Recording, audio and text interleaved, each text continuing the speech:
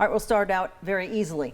Introduce yourself. Tell us a little bit about who you are. My name is Paul Davis. I'm a resident of Bay County, live in District 4. I've lived in the Panhandle for my entire life, 51 years. I've been married to my wife 27 years, fixing to be 28. We have 2 kids, a daughter and a son, and 2 grandchildren. And so my son is a civil engineer here in town, and my daughter is a registered nurse. Very good. So, what made you decide to run for office? well, I've had a lot of people ask me that, and I think the biggest reason that I wanted to run for office is I believe that we need to have good people in office that really aren't there for any other agenda other than for the community themselves. And we're here to represent the citizens of our community, and District 4 is the largest landmass in Bay County, and I just figured we needed some good people to be in there. Do you live in the district? Yes, ma'am, I do. I live on Deer Point Lake. Okay. What do you do for a living? I work for the largest rental company in the world. I'm an actual manager here in town. So we're on the specialty side of the rental company. Okay. You have some other experience too as a boat captain. Yes, ma'am. Police officer? Police officer. I did 10 years in law enforcement for the state of Florida, stationed right here in Panama City. Our office was here in Panama City, but I actually worked in Walton County. I'm a boat captain as well. If it floats, I pretty much can drive it. So. Okay, well, that's good. Yeah. You know, talk about being a police officer. You know, that includes a lot of trust on the part of Yes, ma'am. residents, and that includes a lot of what you would be doing if you're elected. And you know, in the current circumstance where the FBI is doing the corruption investigation in the Bay County, which is why this seat became open. Yes, ma'am. Why should people trust you? First and foremost, God is the leader of my life, and it comes my family. And after my family, then I take care of the rest of it. I've never been in trouble. I was in law enforcement for 10 years. Never even had a speeding ticket.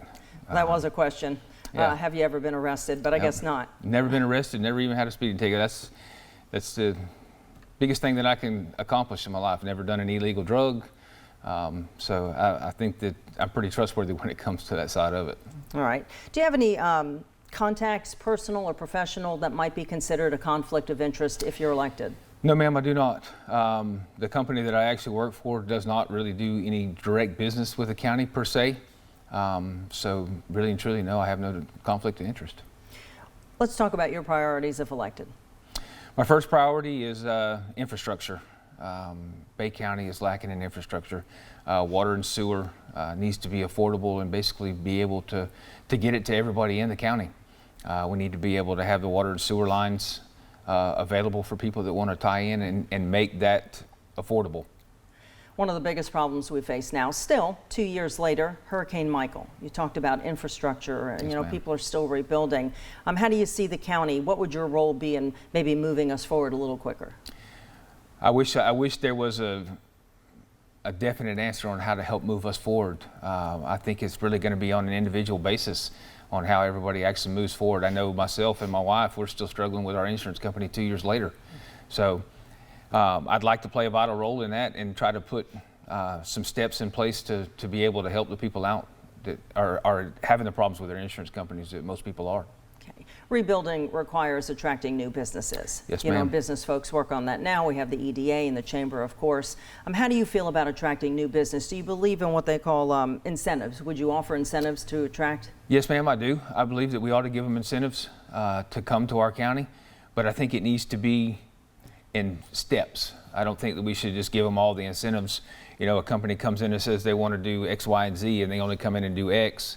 There should be some precautions made that we get everything that they say they're going to do for us.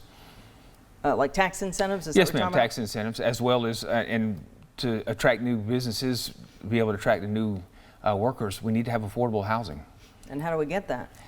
We need to try to promote those people to come in to build houses that the average person can afford. What do you think that amount is here? Because, you know, it varies, and now it's really changed. I would venture to say that probably anywhere from the $200,000 to $250,000 range needs to be an affordable housing.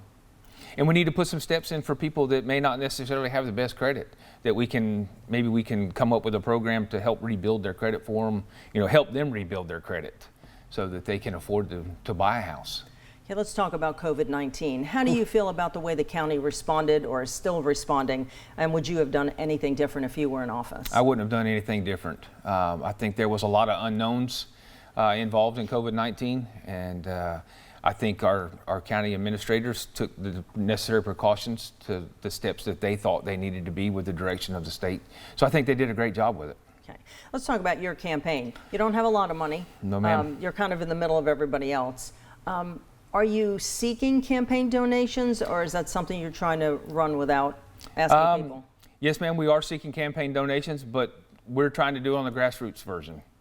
We're out beating the streets, talking to people, handing out flyers. Can't shake hands in the times that we're in right now, but we can still stand there and talk to people. Everybody said you're going to have a lot of money to run this campaign, and I don't know, I disagree with it.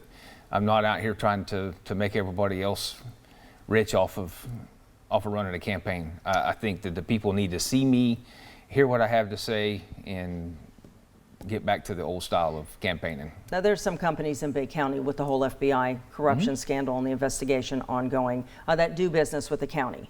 Yes, ma'am. If one of those big companies came to you and said, Paul, we're going to give you money, we believe in you, and we're going to give you money, would you take it? No, ma'am. I'm not bought. I can promise you that part. I would not. I know the people that are in there, just from what we've read in the newspaper and stuff, and by no means would I take any of it. So you're only taking individual Yes, donations ma'am. is basically what it is. Yes, ma'am. Have you donated to yourself? Yes, ma'am. Okay. Over the years, and you've been here long enough to know that there are these private dinners. They're men only, mostly in your district, coincidentally. Yes. Have you ever been to one of those? Been to one, and I've never been back. Would you go if you were elected? No, ma'am. What's the reason? I just don't think that's a place that I need to be. I don't agree with things that go on there, and it's not me. Do you believe it's a conflict of interest? It's most definitely a conflict of interest. Yes, I do. Can you elaborate? Those people there work for the county, and anything that being talked about there needs to be talked about in public, not in a private setting. Right, and that brings us to the question of transparency. Yes, ma'am. You know, politicians always say, I'm going to be transparent, but what does that really mean to you? I'm an open book. I'm not afraid to tell you how I feel. If it hurts your feelings, I'm sorry, but I'm very, very much an open book. Now, you'll have to go through a training, Yes, ma'am. ethics, guidelines, state laws. Are you already aware of some of those? To some extent, yeah. I've read over some of them. Which are? Basically, the carrying on the conversations, it was all that stuff that goes on, taking gifts and those necessary items. If elected, I would even have to report the fact that my son-in-law works for an airline company and we actually get to fly at a reduced rate. So I would have to report that as a gift. So. All right, so you haven't been through it yet. Usually people go through it after they're elected. Correct. Have you been to a Bay County Commission meeting? Yes, ma'am. I think I've only missed one since I decided to race, to Really? run in the race. Okay, do you know what the budget is? I know some of the budget. It's $375 million, I think it was. We kept our millage at 4.43 or 4.45. All right, So. do you agree with that? Yes, ma'am, most definitely. In the times that we're in right now, the people that haven't been to work or haven't been able to go back to work, we don't need to raise taxes on people. We need to let our economy get stabilized and let people get back to work and move on from there. All right. Is there anything else you want people to know? I guess the question, let me ask you it this way. Why should people choose you?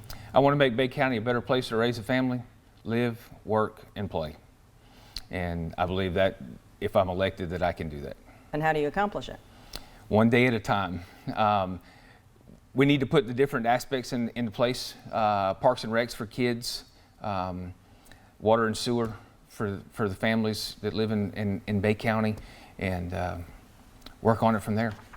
All right. Well, we sure appreciate you coming out. We got through that pretty quickly. Yeah, Good thank job. you very much. All right, thanks. Appreciate it.